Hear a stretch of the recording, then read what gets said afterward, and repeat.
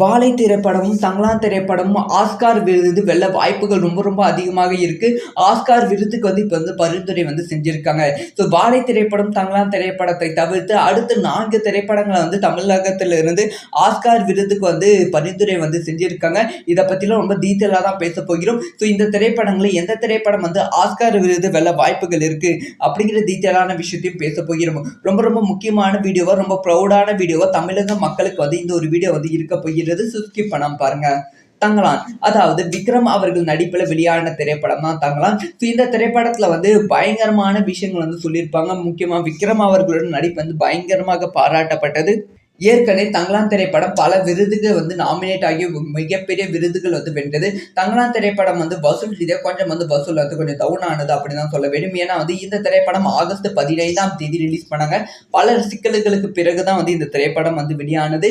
ஆக்சுவலா ஜனவரி மாதமே ரிலீஸ் ஆக வேண்டியது, ஆனால் ஆகஸ்ட் 15ஆம் தேதி வெளியானது. இந்த திரைப்படம் தமிழகத்துல ஃபர்ஸ்டே பயங்கரமான 40 கோடி வசூல் கிடைச்சது. ஆனால் அடுத்தடுத்த நாட்கள்ல வசூல் கம்மியாகி டோட்டலா 120 கோடி தான் வசூல் செய்தது. ஹிந்தி ரிலீஸ் செப்டம்பர் 6ஆம் தேதி பண்ணாங்க. அப்பயுமே 120 கோடி மட்டும்தான் தங்கலான் திரைப்படம் வசூல் பேட்டை கிடைத்தது. இது ஒரு 10 கோடி லாஸ் தான் சொல்ல வேண்டும். ஏன்னா இந்த படத்தோட பட்ஜெட் 130 கோடி, ஆனாலுமே ஒரு 10 கோடி லாஸ் ஆகியிருக்கு தங்கலான் திரைப்படத்துக்கு அப்படின்னு தான் சொல்ல வேண்டும்.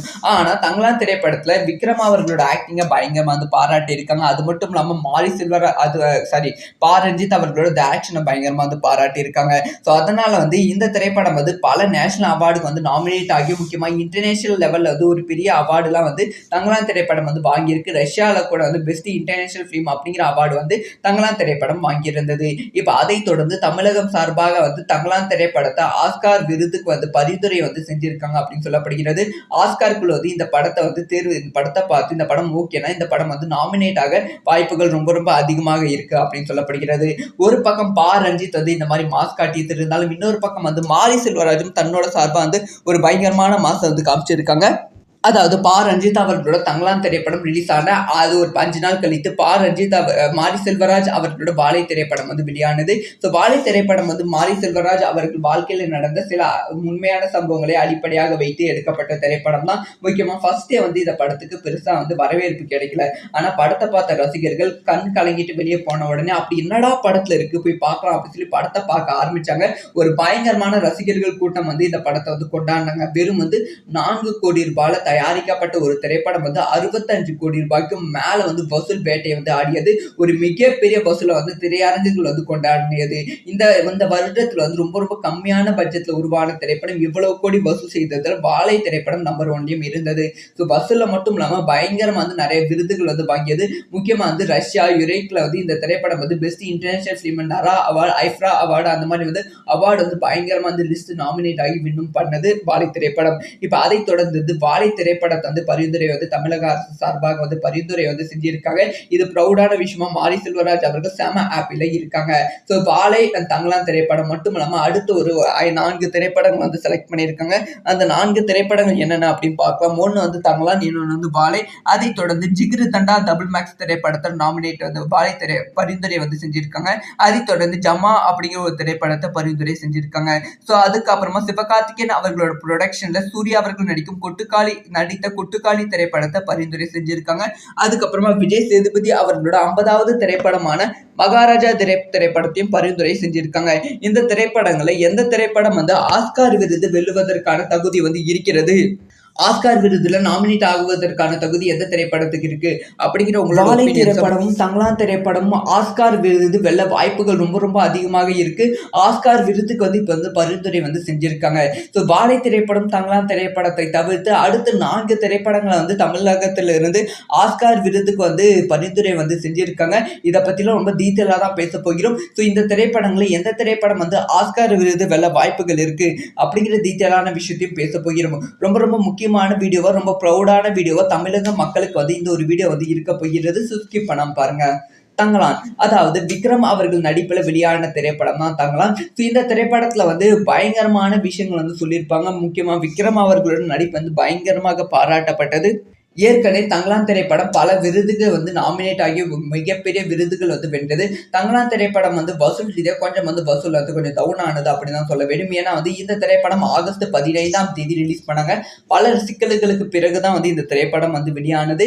ஆக்சுவலா ஜனவரி மாசமே ரிலீஸ் ஆக வேண்டியது. ஆனா ஆகஸ்ட் 15ஆம் தேதி வெளியானது.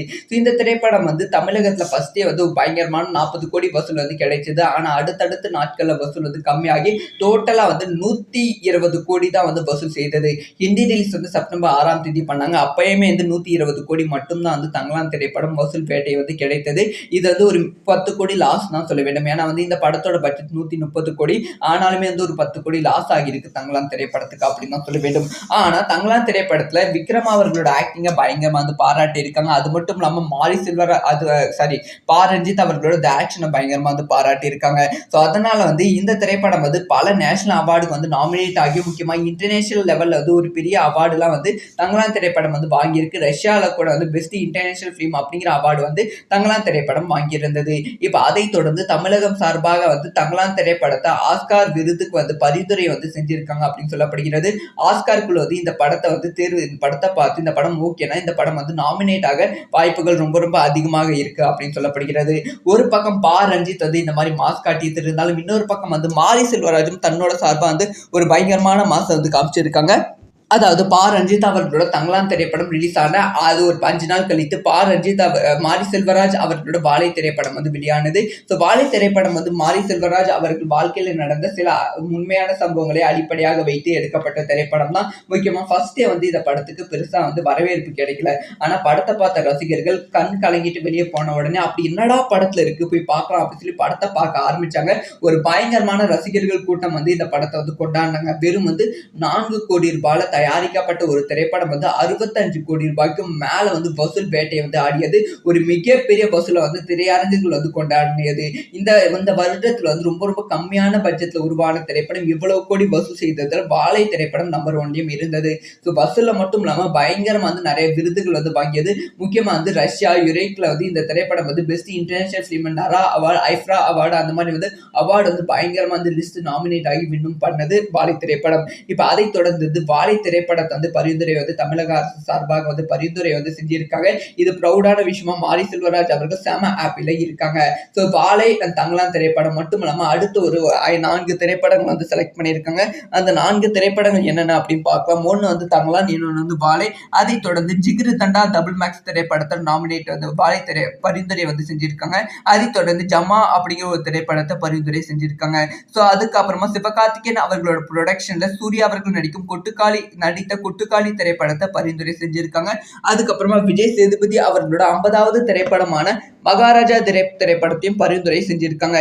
இந்த திரைப்படங்களை எந்த திரைப்படம் வந்து ஆஸ்கார் விருது வெல்லுவதற்கான தகுதி வந்து இருக்கிறது, ஆஸ்கார் விருதுல நாமினேட் ஆகுவதற்கான தகுதி எந்த திரைப்படத்துக்கு இருக்கு அப்படிங்கிற உங்களோட ஒப்பீனியன்ஸை